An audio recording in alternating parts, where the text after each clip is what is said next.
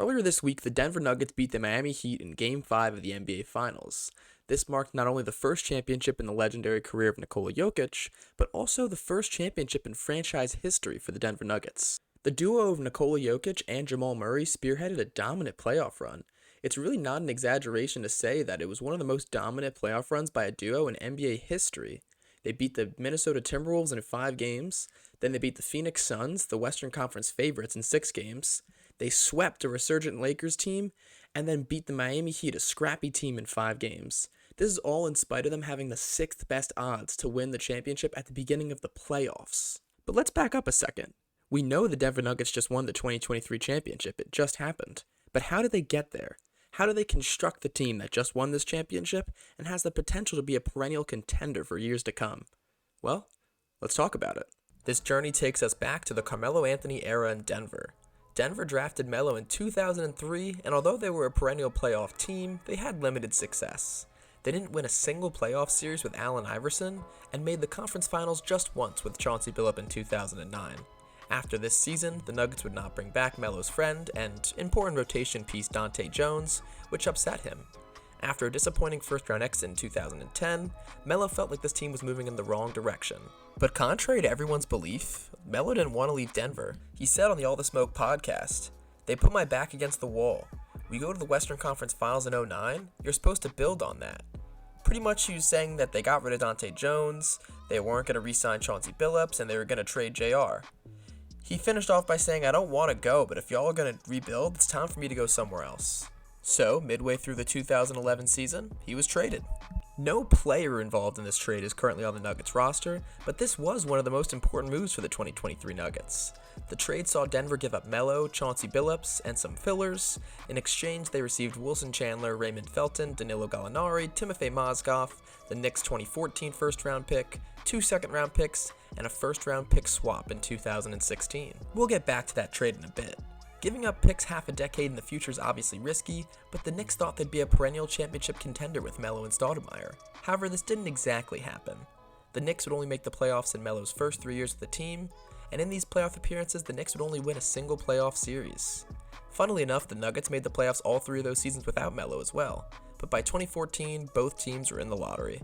The Knicks' 2014 first-round pick was used in a trade to get Andre Iguodala in the 2012 offseason, but the 2014 draft was still important. Their first-round pick was Doug McDermott, who they traded on draft night for Yusuf Nurkic and Gary Harris.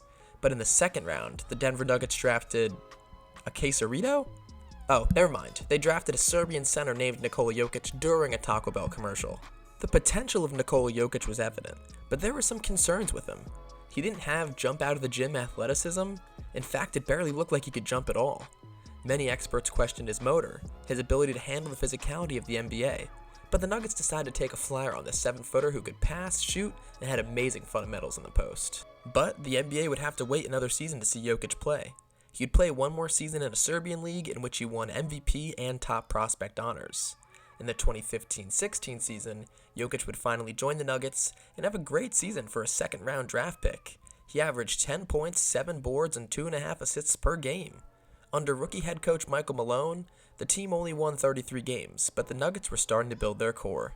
Remember that 2016 first-round pick swap with the Knicks from 2 minutes ago? Good, you're paying attention. Well, after the lottery, the Nuggets ended up with the 9th overall pick, but the Knicks would end up with the 7th overall pick. So the Nuggets said, thanks, and snagged that 7th overall pick for themselves. Whatever though, big deal, right? They moved up 2 picks. But this was huge for the Nuggets. This swap allowed the Nuggets to take combo guard Jamal Murray out of Kentucky. Many experts thought Jamal Murray could go as early as pick 5, but since the Suns reached on Dragan Bender at pick 4, and then the Pelicans selected Buddy Hield at 6, Jamal Murray fell right into their laps. On to the 2016-17 season. It seems obvious now, but the Nuggets actually had to decide between Nikola Jokic and Yusuf Nurkic to be their center of the future. Injuries to Nurkic in the 2015-16 season let Jokic start the majority of the season, and he didn't feel like giving that starting job back. Nurkic knew he was better than a backup center in the league, so if he wasn't going to start, he wanted to be traded, and midway through the 2016-17 season, he would find his new home in Portland. Overall, this was a decent season by Denver, but the Portland Trail Blazers just beat them out for the 8th seed, aka the right to get slapped by the Kevin Durant Warriors. They'd get the 13th pick in the 2017 draft, and here, they made one of the few mistakes over the past decade. they would select Donovan Mitchell at pick 13, but immediately trade him away for Trey Lyles and Tyler Lydon, who could not be less relevant to this story. Again, who knows what would have happened if the Denver Nuggets kept their selection, but in a vacuum, this definitely seems like a mistake considering Spida is a multiple-time All-Star.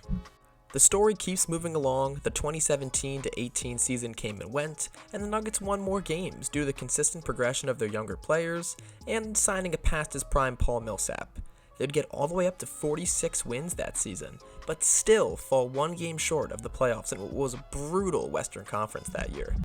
So, that left the Nuggets with the 14th pick in the 2018 NBA draft. The Nuggets already liked their guard play with Jamal Murray, Will Barton, and Gary Harris, and had a good center rotation in Nikola Jokic and Mason Plumlee, so they were targeting a wing. And at pick 14, they would get Michael Porter Jr. He was raw, but he had an amazing NBA frame and athleticism coupled with an elite shooting ability. However, there were real concerns about his health. He played only 2 minutes of college basketball due to a back injury. And unfortunately for MPJ and the Nuggets, these injury concerns became immediately relevant. MPJ would miss the entirety of the 2018-19 season with more back issues, but the Nuggets would finally make the playoffs. Jokic got his first All-Star appearance, averaging 20 points, 11 rebounds, and over 7 assists per game. Jamal Murray averaged over 18 points per game, and they got contributions from up and down the roster.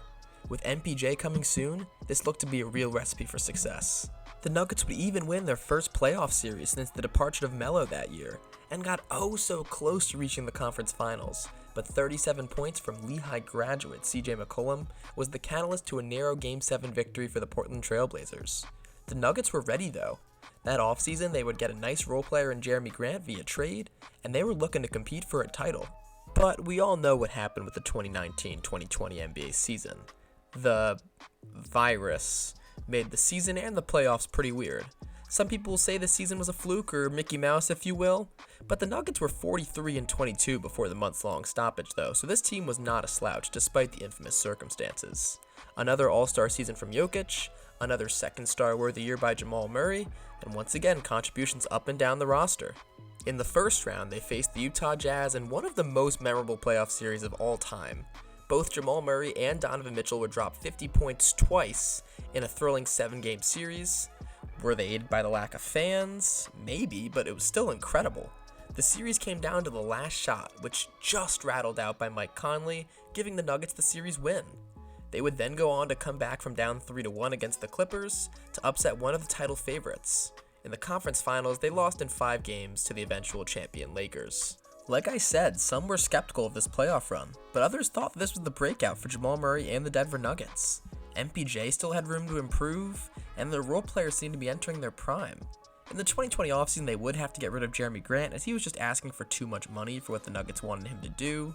He wanted to be a primary scoring option, but the Nuggets really didn't need him to do that at over a $20 million per year price point.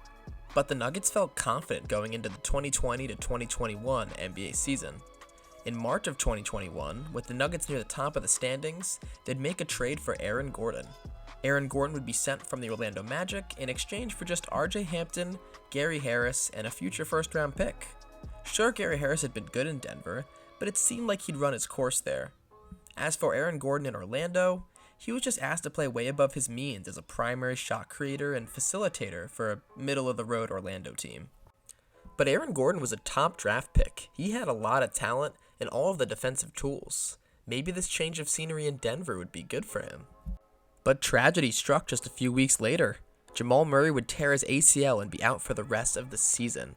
Despite a historic season that saw Nikola Jokic win his first MVP award, it seemed unlikely they would make real playoff noise without his co-star. Michael Porter Jr. had a great season, but it wasn't enough. They'd beat a weak Portland team in round 1 before getting swept by the Phoenix Suns.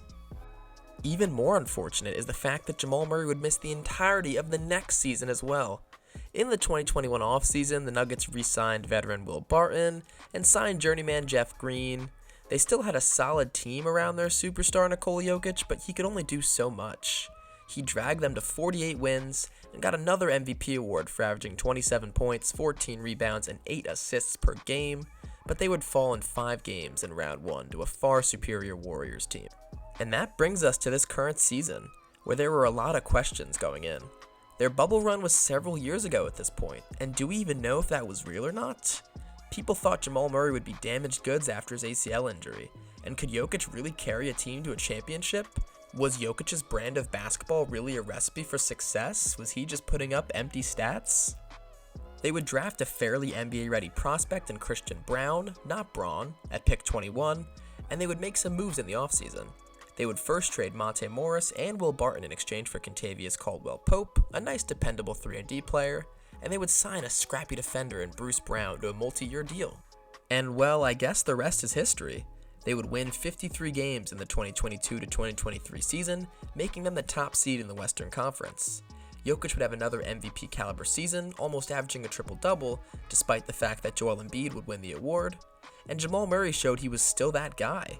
MPJ shot efficiently during the regular season, Aaron Gordon was aggressive and smart on both sides of the ball, and they were getting a lot of other contributions. And in the playoffs, Nikola Jokic and Jamal Murray somehow got even better. In the Suns series, Booker was phenomenal, and Kevin Durant averaged almost 30 points per game, despite lower efficiency than what we usually expect from him. But Jokic and Murray were the first and third best players in the series, and they dominated. Nearly a 35-point triple-double average from Jokic, and 25 points a game from Murray. When you combine that with the defense Aaron Gordon played on KD in crunch time, and a big Game 5 from Bruce Brown, they got to that series in 6 games. They'd go on to sweep the Lakers in the Western Conference Finals, and that's not to say that this was a cakewalk. In terms of a sweep, it was a very competitive sweep. But this series showed that Jokic was the best player on the court every single time he touched it. They executed better in crunch time and got the win. And finally, the 8th-seeded Heat were just overmatched.